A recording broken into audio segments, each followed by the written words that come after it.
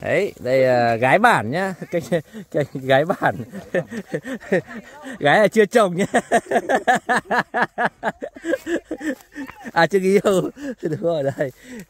Gái chưa người yêu đâu nhá, gái là gái lùng à. Không phải chứ nhờ. Đấy. Nhìn lên tí màn hình xem nào.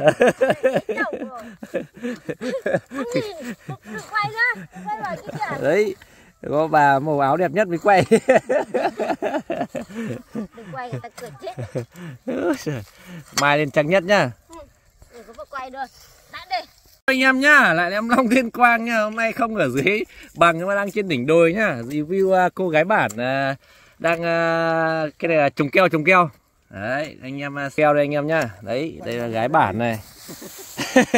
Anh em mà chưa có yêu thì anh em chưa có yêu thì chưa yêu thì đến đây nhá.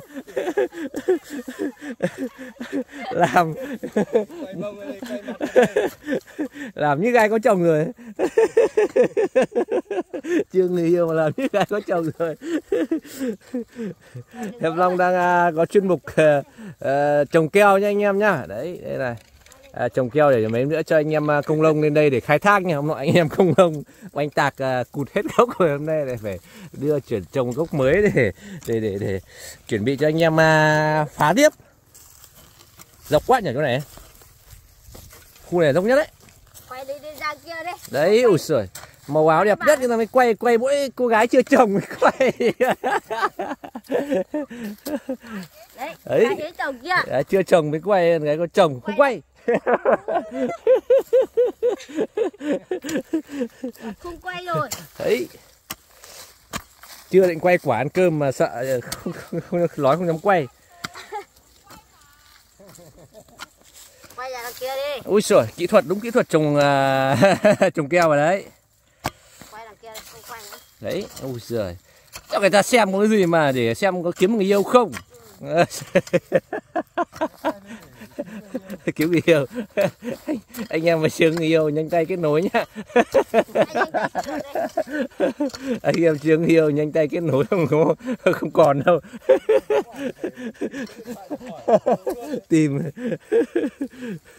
Tìm có là không được đâu.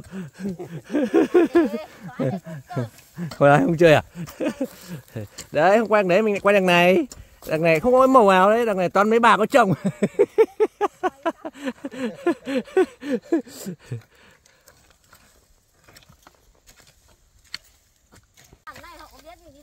Đấy, bảo hỏi xem. Xem định vị xem bà màu đen đen kia xem có chồng chưa. Cứ quay đúng không? Cứ thích quay cái báo đen này. Đấy. Cho cả lưu số điện thoại đấy. 190010 tìm không thấy. Đấy nhá, nhà em Long là một màu xanh chỉ có cây đấy anh em nhá. Chỗ này là đang chuẩn bị chờ màu xanh của cây đón tiếp đến nhá. Đấy, đây thì em trên cao thì em trồng keo này, dưới thấp thì trồng cam này. Đấy, khu cam kia là của em nha các bác nhá. Cái màu xanh xanh xa hẳn thì không phải nhưng mà tầm gần là phải nha anh em nhá. Em tầm khoảng gần 20h. Keo, dưới là cam, trên là keo. Ngày xưa là có màu bưởi nên bây giờ chơi nguyên cam keo. Ở tới đây là chỗ này em sẽ chơi bồ đề keo. Cái chơi gốc bồ đề gốc keo anh em nhá. Thử nghiệm vì keo đợt này hỏng nhiều quá. Tại có chị gái chưa chồng nghe làm vào đâu mà thành ra keo nó chết nhiều.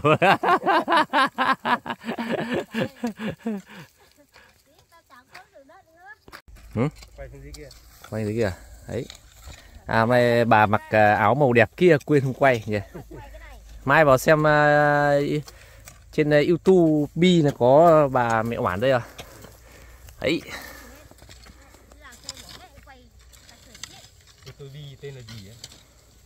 Mua bán công lông. YouTube.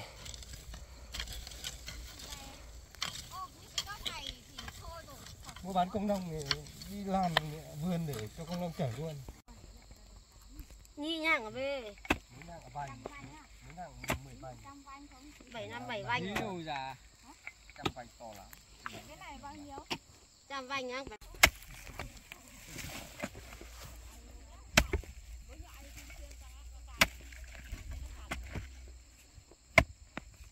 Này mà không mưa cứng lắm ấy. Cứng lắm. Góc bên kia cứng, bên này còn đỡ rồi. Cái kia nó vào cái đúng cái chán nó trôi hết màu.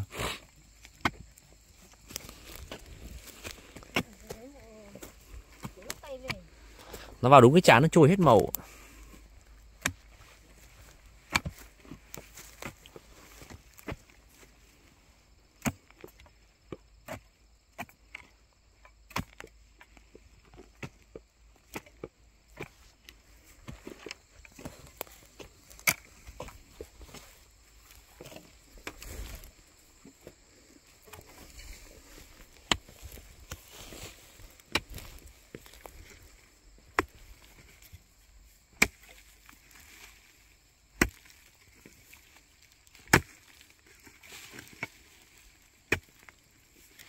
Dễ rồi.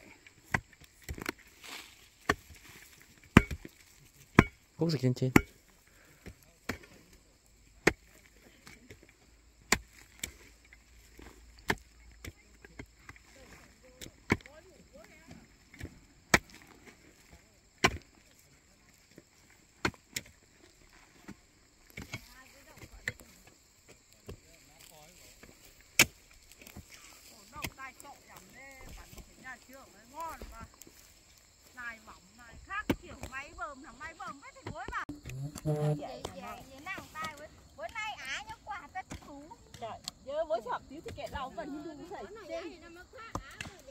Làm can mới.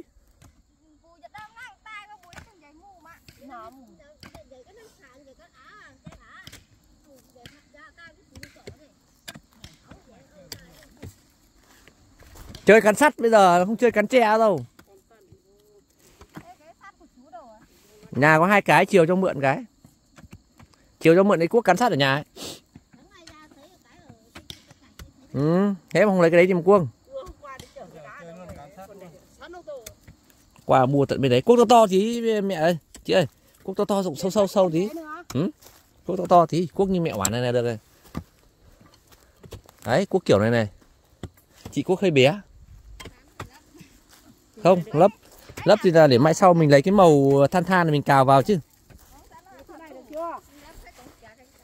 Không biết được, cái cuốc nhìn nó rộng to to tí.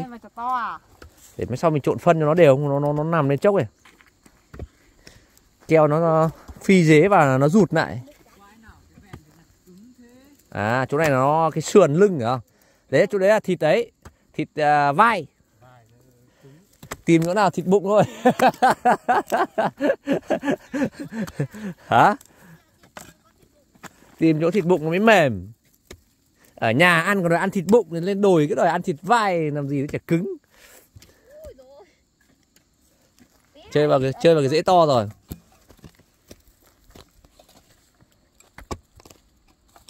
Tí nữa thấy cuốc ở một nơi, cán ở một nơi.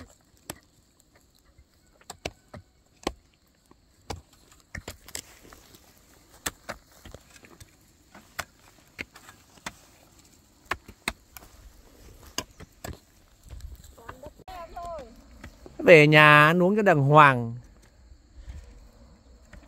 Đây là tổng diễn tập cuốc lỗ keo.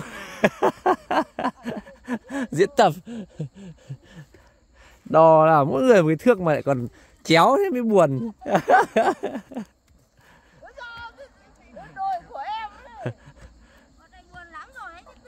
Buồn lắm rồi à?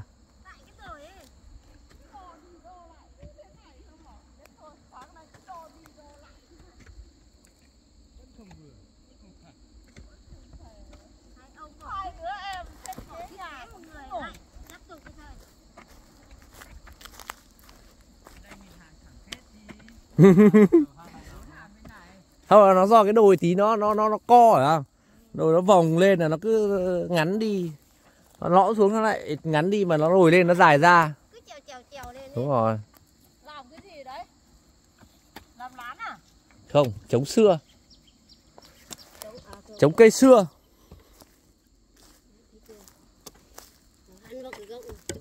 Nó cho dịch ra một tí được mà. Không, nó cứ dịch ra đây, đừng dịch lên. Đấy, dịch ra ngoài tí là được. Vướng thì cứ tránh chứ. Đánh gốc keo này có mà. Vướng đâu mình cứ tránh nó đi chứ. À, Trước tiền thiến làm 90 là được. vướng đâu mình cứ khử đo nó đi chứ, trách nó đi chứ. Gốc keo, gốc nữa. Bỏ nghề trồng keo thôi. Quái vô đề. Em trồng cây keo chưa bồ đề. Trồng thế nó mới thi đua. Ừ. Không phải đâu, thi đua mà kiểu là mình tính là cho nó một cây nọ cây kia thì là cái cây keo nó hỏng thì là mình bỏ đi hả?